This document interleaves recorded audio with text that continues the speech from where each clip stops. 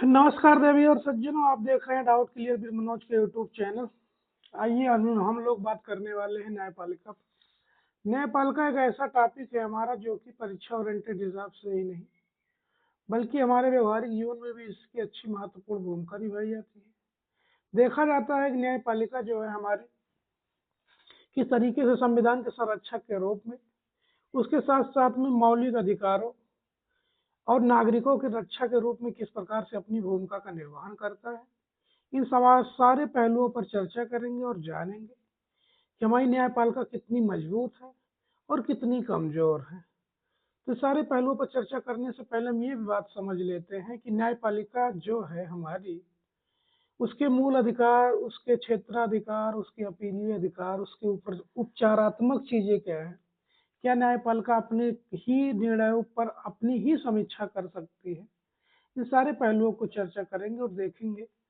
तो आइए आज हम लोग बात करने वाले न्यायपालिका पर। न्यायपालिका को एक अच्छे और बेहतर तरीके से समझते हैं, देखेंगे कि न्यायपालिका हमारे संविधान में किस तरीके से अपना रोल मॉडल सामने उभर कर आता है और दिखाती है। उसी के साथ में हम लोग शुरू करने वाले न्यायपालिका देखते हैं। न्यायपालिका जो है हमारी एकीकृत न्यायपालिका है, पहली बात भारत की।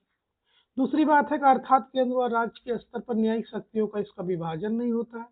यानी हमारे पास जो है वो भारत के स्तर पर एक ही न्यायपालिका है, जिसकी जितने भी न्यायपालिका के जितने भी वो होंगे, यानी क्या होंगे, इसके जितने भी अधिकार क्षेत्र होंगे वो सब आकर के सर्वोच्च न्यायालय पर ही सिमट कर रह जाते हैं। यानी जो अधीनस्थ न्यायालय है, यानी एचसी,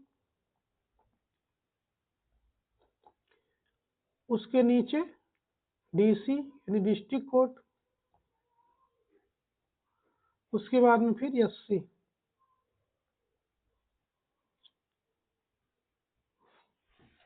यानी इन सब पहलुओं पर चर्चा करेंगे और देखेंगे किस प्रकार से डिस्ट्रिक्ट कोर्ट, हाई कोर्ट और सुप्रीम कोर्ट को मिल करके एक एकीकृत न्यायपालिका का निर्माण होता है। और इसके द्वारा जो भी निर्णय दिए जाते हैं वो सर्वोच्च न्यायालय के द्वारा जितने भी निर्णय हैं वो सबके लिए मतलब बाध्यकारी भी होते हैं और मानना भी पड़ता है, एक प्रकार से कहा जाए। चलिए हम लोग बात करने वाले।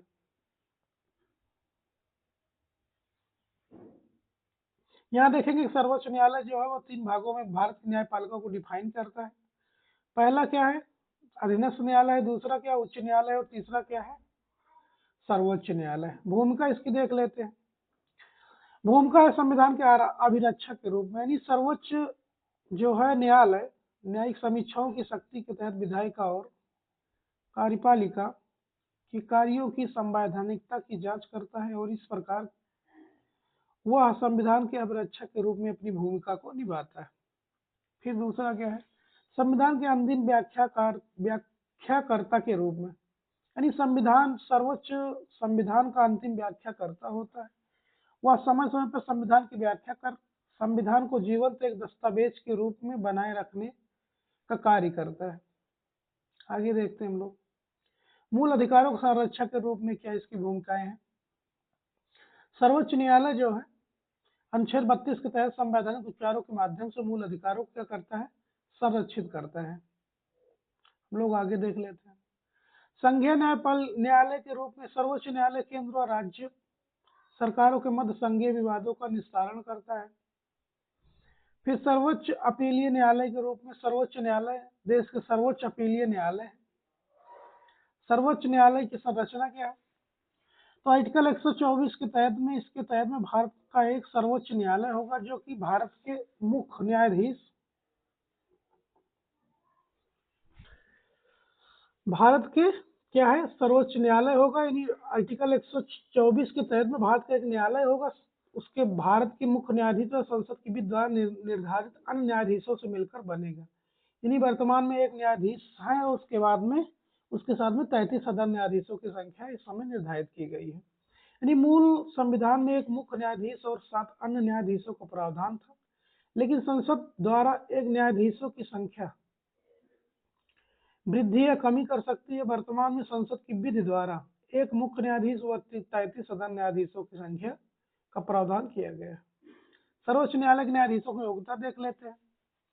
यानी अनुच्छेद 124 के तहत में कोई भी व्यक्ति सर्वोच्च न्यायालय के न्यायाधीशों की नियुक्ति की तरफीद योग्य होगा जब वह भारत का नागरिक हो। यानी 124 के तहत इसका क्या व्याख्यान किया गया है, क्या वर्णित किया गया है? इसके तहत में कोई भी व्यक्ति जो होगा वो किन किन प्रकारों से किन किन अर्हताओं को निर्धारित करता है तो वो सर्वोच्च न्यायालय का न्यायाधीश बन सकता है। देखेंगे किसी उच्च न्यायालय का एक ऐसे न्यायाधीश दो या दो से अधिक न्यायालयों का लगातार कम से कम 5 वर्षों तक न्यायाधीश रहा हो। दूसरा, या किसी उच्च न्यायालय का एक ऐसे दो या दो से अधिक न्यायालयों का लगातार कम से कम 10 वर्षों तक वो अधिवक्ता रहा हो। तीसरा है राष्ट्रपति की राय से पारंगत विधिवेत्ता। इन 3 अर्हताओं को लेकर देखेंगे तो ये हमारे सर्वोच्च न्यायालय के न्यायाधीशों की क्या करता है, योग्यताओं को निर्धारित करता है। स्पष्टीकरण, किसी व्यक्ति के अधिवक्ता रहने की अवधि गणना करने में यदि वह अवधि भी शामिल की जाएगी जिसके दौरान किसी व्यक्ति ने अधिवक्ता होने के पश्चात ऐसी न्यायिक पद धारण किया है जो जिला न्यायाधीशों के पद से अवर छोटा नहीं है। चलिए हम लोग आगे देखते हैं।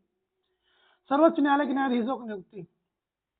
भारतीय संविधान के अनुच्छेद 124 के तहत में राष्ट्रपति सर्वोच्च और उच्च न्यायालयों के ऐसे न्यायाधीशों परामर्श से न्यायाधीशों की नियुक्ति करेगा जिससे वह परामर्श करना आवश्यक समझे।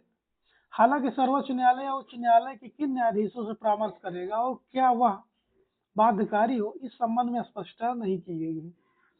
यानी भारतीय संविधान का अनुच्छेद 124 के तहत राष्ट्रपति सर्वोच्च और उच्च न्यायालय के ऐसे न्यायाधीशों परामर्श से न्यायाधीशों की नियुक्ति करेगा जिससे वह परामर्श करना आवश्यक समझे। यानी न्यायाधीशों की नियुक्ति के समय राष्ट्रपति ऐसे व्यक्तियों से परामर्श ले सकता है जिससे वह उचित समझता है।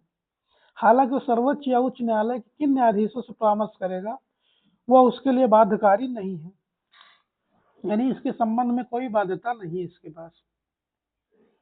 फिर आगे देखेंगे, मुख्य न्यायाधीश की नियुक्ति के संबंध में यह परंपरा थी कि सर्वोच्च न्यायालय के वरिष्ठतम न्यायाधीश को राष्ट्रपति द्वारा मुख्य न्यायाधीश नियुक्त किया जाएगा। लेकिन 1973 की इस परंपरा को तब उल्लंघन हुआ जब एक वरिष्ठ न्यायाधीश एन रे यानी अजीत नाथ रे को 3 वरिष्ठ न्यायाधीशों के ऊपर मुख्य न्यायाधीश नियुक्त किया गया। दूसरी बार इस नियम का उल्लंघन तब हुआ जब न्यायाधीश एमएच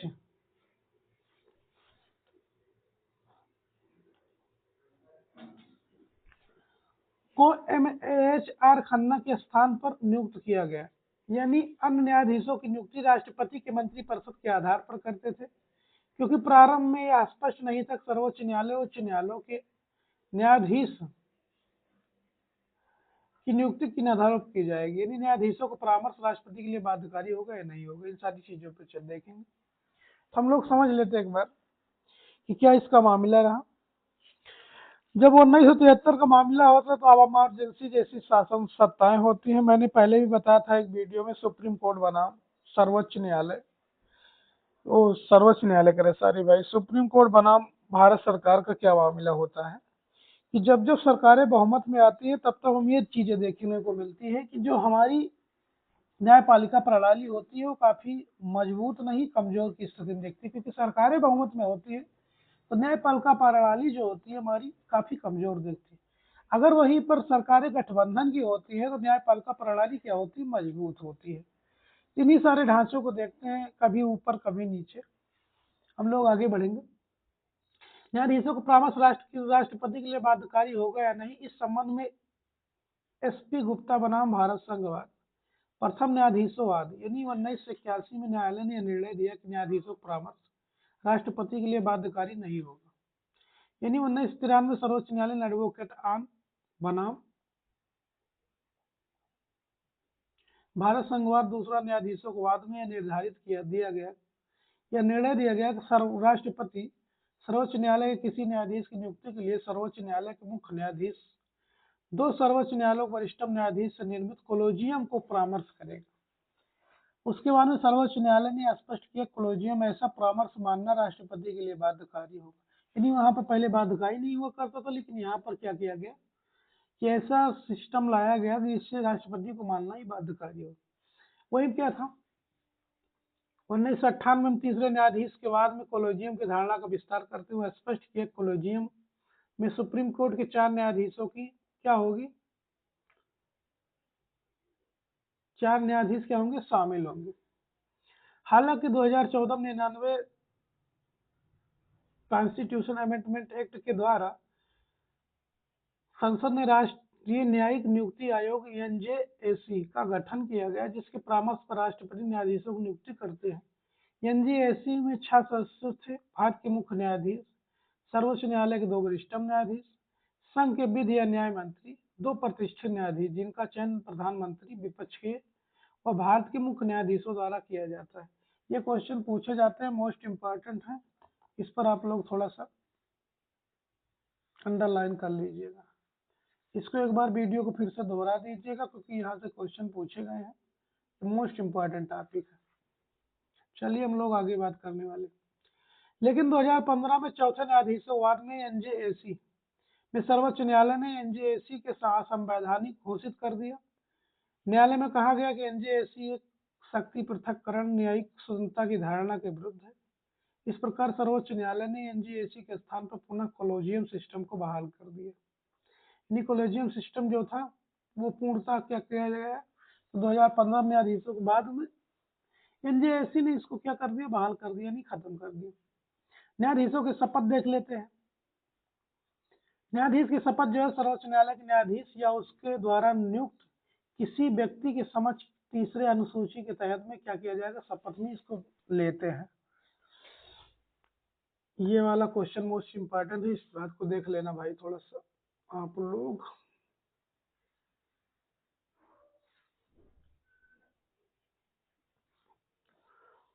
सर्वोच्च न्यायालय के पदाधीश, सर्वोच्च न्यायालय के न्यायाधीश 65 वर्ष की आयु तक पद धारण कर सकते हैं। वह राष्ट्रपति को अपना त्यागपत्र दे सकते हैं। साथ ही संसद के प्रति राष्ट्रपति द्वारा उन्हें पदमुक्त भी किया जा सकता है। नोट, संविधान में सर्वोच्च न्यायालय के न्यायाधीशों की नियुक्ति के लिए न्यूनतम आयु का निर्धारण नहीं किया गया है। न्यायाधीशों को पदमुक्ति या महाभियोग की प्रक्रिया, संविधान के अनुच्छेद 124(4) के तहत में सुप्रीम कोर्ट न्यायाधीशों को साबित कर्तव्य या असमर्थता के आधार पर संसद के दोनों सदनों में प्रतिवेदन कर राष्ट्रपति द्वारा पदमुक्त कर सकते हैं।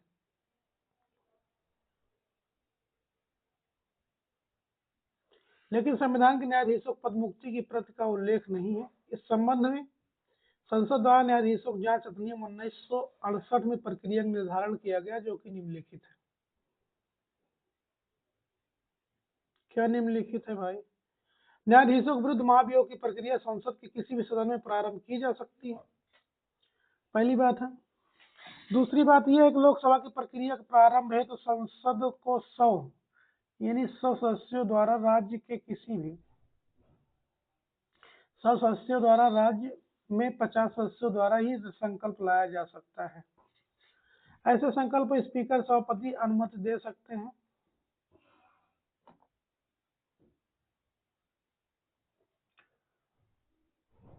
या अनुमति देने से मना भी कर सकते हैं। जिस सदन में संकल्प लाया जाता है वह संकल्प को अनुमति मिलने से बाद पीठासीन अधिकारी स्पीकर सभापति द्वारा एक सदस्यीय जांच समिति का गठन किया जाता है, जिसमें सर्वोच्च न्यायालय और मुख्य न्यायालय के न्यायाधीश, अन्य न्यायाधीश भी शामिल होते हैं। यानी किसी उच्च न्यायालय का मुख्य न्यायाधीश कोई परंपरागत विधि वेत्ता इस जांच समिति के आधार पर न्यायाधीशों पर लंबित आरोप यदि साबित नहीं होते तो महाभियोग की प्रक्रिया आगे नहीं बढ़ेगी। लेकिन यदि जांच समिति उन्हें दोषी मान लेती है तो सदन के द्वारा यह संकल्प प्रस्तुत किया जाता है। न्यायाधीश स्वयं अपने प्रतिनिधि के माध्यम से पक्ष को रख सकते हैं।